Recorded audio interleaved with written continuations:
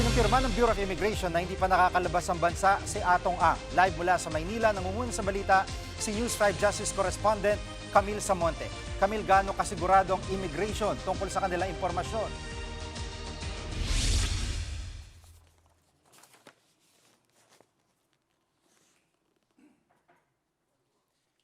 Walang record na nakalabas ng bansa si Atong Ang. Sa ngayon, patuloy siyang tinutugis maging yung mga kapwa akusado niya. Hihilingin na rin daw ng prosecutor sa korte na maglabas ng hold departure order laban kina Ang. Ito ay para matiyak na hindi sila makakalabas ng bansa at sila ay makakaharap nga sa paglilitis. Jiggy, kaunting background lang dito sa inilabas na arrest warrant.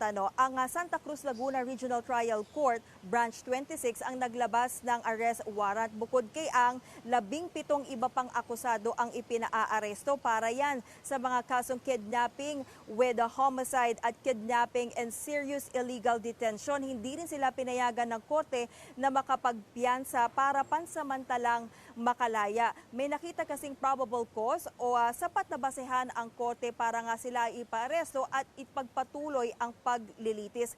Bago ito, Jiggy, naglabas ng resolusyon ang Department of Justice kung saan nga lumalabas na si Ang itunuturing mastermind sa pagdukot at pagbatay sa mga nawawalang sabongero. Si Ang daw ang mismong nagbibigay ng pera at nagpagamit ng kanyang farm at organisasyon para magawa ang krimen, bagay na ilang beses na ring itinanggi ng kampo ni Ang. Isiniwalat din ng whistleblower at dating isa sa mga akusado na si Julie Dondon Patidongan na mastermind nga si Ang sa pagkawala ng mga sabungero. Si Patidongan din ang nagsabing pinatay ang mga sabungero at tinapon umano ang labi nila sa Taal Lake. Hindi lang din daw 34 ang namatay kundi mahigit 100 umano.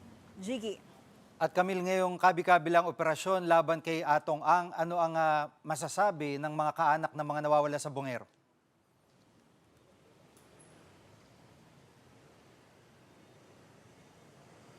Jiggy, nabuhayan ng loob ang kaanak ng mga nawawalang sabungero. Matagal na raw nilang hinihintay na umusad ang kaso.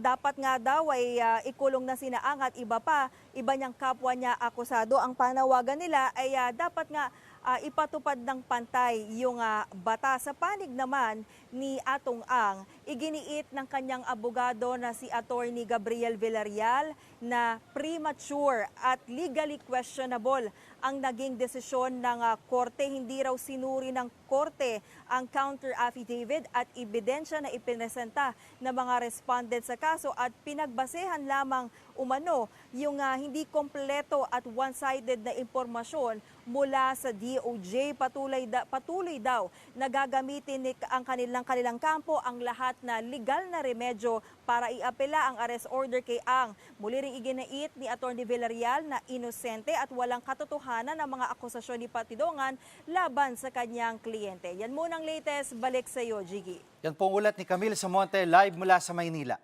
Mga kapatid, Jiggy Manikad po. Pagdating sa mahalagang balita sa loob at labas ng bansa, dapat una sa lahat, mag-follow at mag-subscribe na sa social media pages ng News 5.